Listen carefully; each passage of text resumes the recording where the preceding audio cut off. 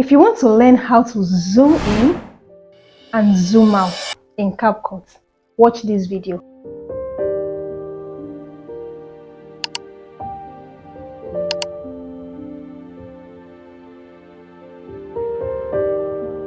You want to start by importing your clip. The next thing is to target where you want the zoom in and zoom out effect to be applied. For my own, I want to apply it where my hand was raising up, just right here. So you tap on the video, tap on keyframe. Now I'm going to take it to where, just right here. Then I'm going to zoom in.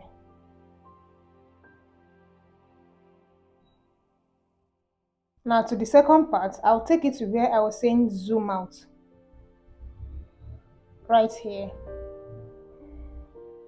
Then I'll zoom out again. So at the end of the day, we should have something like this. You should have something like this. If you want to learn how to zoom in and zoom out in Capcut, watch this video.